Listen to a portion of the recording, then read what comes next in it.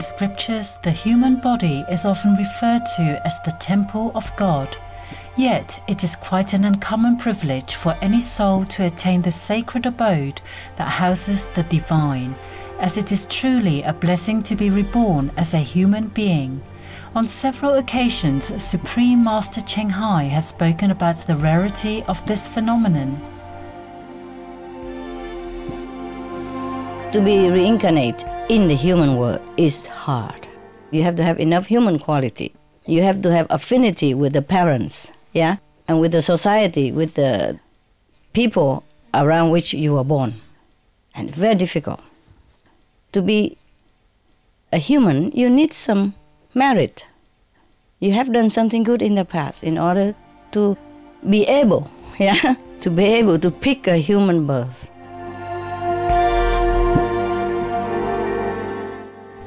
As a living temple of God, the human body is fully equipped with miraculous wonders that can be awakened in those who are spiritually conscious and have complete faith in the Creator of all life. Inadia, Latin for fasting, is the human ability to live without food. Since time immemorial, there have always been individuals who can sustain themselves on prana, or the vital life force. Through the grace of the providence, inadiates, people who follow a food-free lifestyle, can draw the energy from nature to nourish themselves. They live on the chi, from the ground, or from the forest, and from the sun and from the air. They make use of all that.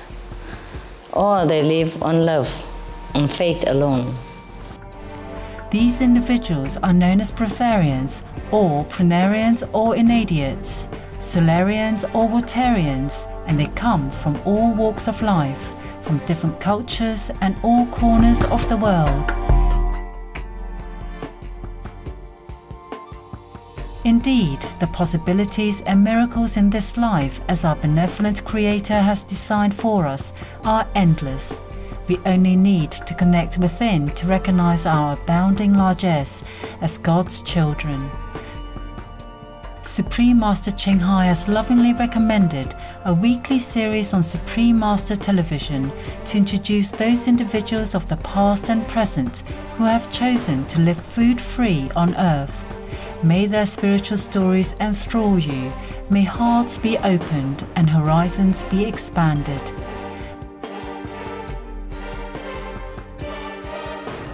We now invite you to join us for part 2 of our 2-part program, Blessed Helen Anselmini and Elizabeth the Good, Breatharians Through Noble Ideals, on Between Master and Disciples. This program discusses the possibility of breatharianism, or living without eating food, and is not a full instruction. For your safety, please do not attempt to cease eating without proper expert guidance.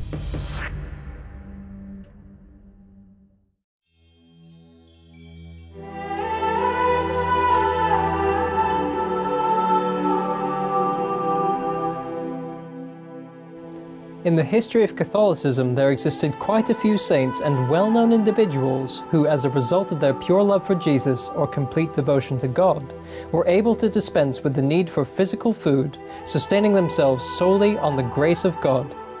According to the Catholic Church, Enidia is the abstinence from all nourishment for great lengths of time. Among the saints, this gift is usually manifested as the ability to exist for months or years with no food but Holy Communion.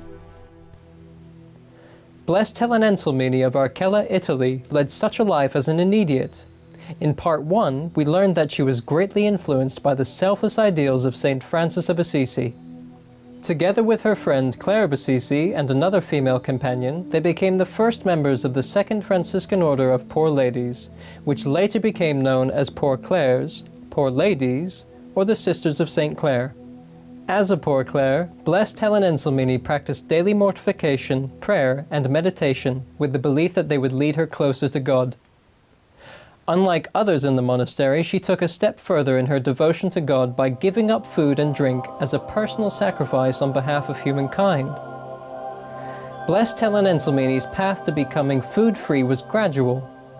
She started out by fasting for several months at a time, surviving on the grace of God with just the wafer-thin Holy Communion. She deeply believed that her asceticism and material sacrifice would minimize or alleviate the sufferings and burdens of others. Supreme Master Ching Hai has often discussed the significance of developing our wisdom and achieving spiritual growth through our selfless actions of serving others. Take care of our moral responsibilities. Help our neighbors as much as we can. Sacrifice some of our wealth, our palate desires, in order to help developing the world and help the other needy brothers and sisters. In this way, we contribute our effort to build a better nation in the future generation to come. But we can try now. We can try tomorrow. And see how things go. See how better we feel, how beneficial to our nation and to the world at large. But this should be done. The precepts should accompany wisdom. The good deeds and thought and speech should accompany by meditation on God's quality, by know-how to tune in with the storehouse of God's quality.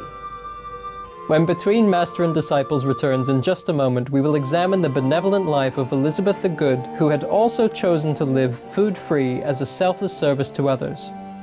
Please stay tuned to Supreme Master Television.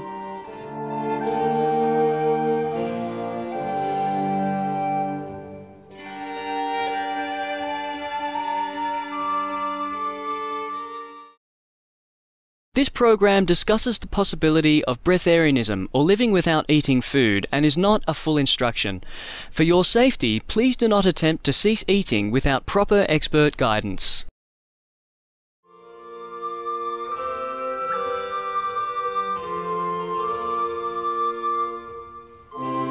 Welcome back to today's episode of Between Master and Disciples. Let's continue with our feature, Blessed Helen Enselmini and Elizabeth the Good, Breatharians through Noble Ideals. Blessed Helen Enselmini continued her life abstaining from food and liquids for almost 20 additional years. In 1242, while in her early 40s, she peacefully passed away due to natural causes. The Catholic Church recognized her selfless acts by placing her remains in a glass coffin within the Church of San Nicola Arcella. Just as Blessed Helen Enselmini grew into an example of the amazing blessings that God bestows upon those who dedicated their time with understanding the Holy Spirit, Blessed Elizabeth Acklear, also known as Betha, the Good, received the gift of Anidia. Both happened to follow the order of St. Francis, and both sacrificed their comforts with the intention to help others. On November 25th, 1386, a baby girl was born at Waldi, Württemberg, in the town of Swabia, Germany. Her parents, John and Anne Acklear, named their daughter Elizabeth, which means worshipper of God. Elizabeth the Good grew up in a poor household that did not support her desire to follow a religious path.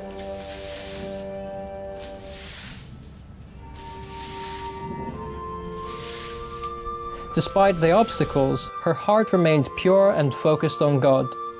She studied under the guidance of her confessor, Conrad Kugelin, provost of the Canons Regular of St. Augustine in St. Peter's Catholic Church. In her early teens, Elizabeth the Good perfected her spiritual awareness. She became a Franciscan tertiary by the time she was 14 years old. She begged for permission from her parents to leave the family home and live with the other women of the Third Order of St. Francis. Elizabeth the Good's parents finally consented.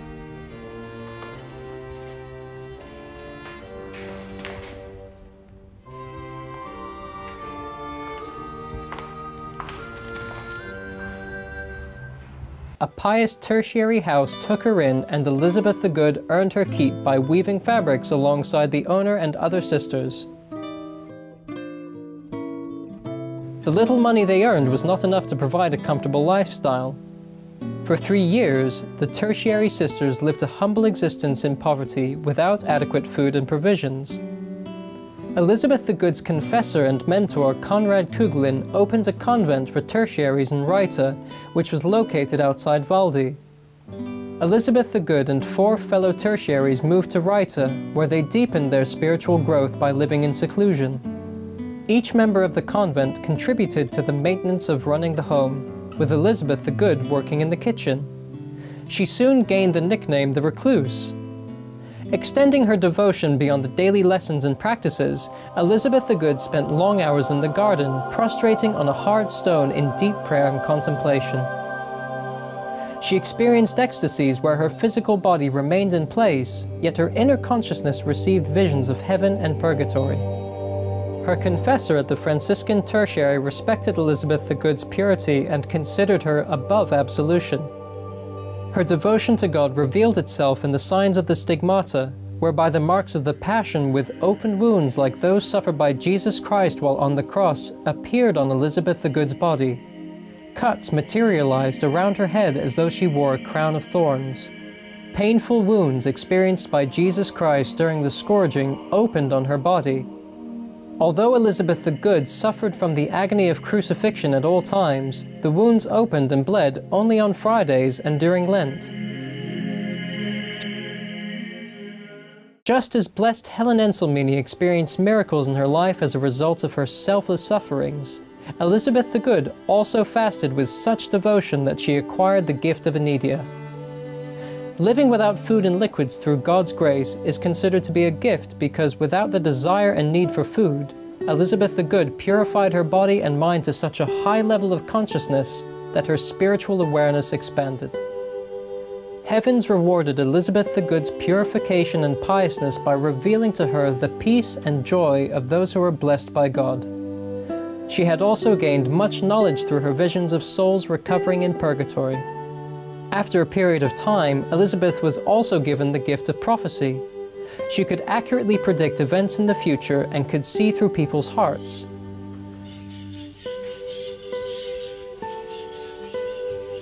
Elizabeth the Good remained humble throughout her life, never proud with regard to the gifts from the divine providence. Her confessor recorded her life, and the Bishop of Constance acknowledged her prophecies. On November the 25th, 1420, Elizabeth the Good died of natural causes in Rita, Germany, and there she was buried at the local Catholic Church. In 1623, a provost of Valdi opened her tomb, and the citizens of Swabia venerated her for having a miraculous lifestyle. Thereafter, accounts of miracles from worshippers of God were attributed to her. The Holy See ratified her ability to bring about miracles, and she was beatified on July 19, 1766, as Elizabeth the Good by Pope Clement XIII. The 25th day of November marked a memorial or feast day for Franciscans. Through their noble ideals and sacrifice in the service of others, Blessed Helen Enselmini and Elizabeth the Good achieved an inner tranquility that only comes to those whose lives and thoughts are immersed in their love for God. Indeed, their complete and unquestionable faith in God had given them the ability to live food-free, relying on the grace of God as their only source of sustenance. Though they never sought the honor, living modestly by sacrificing all physical needs and comfort as a pledge to bear the suffering of their fellow beings, Breatharians Blessed Helen Enselmini and Elizabeth the Good were honored by the Catholic Church.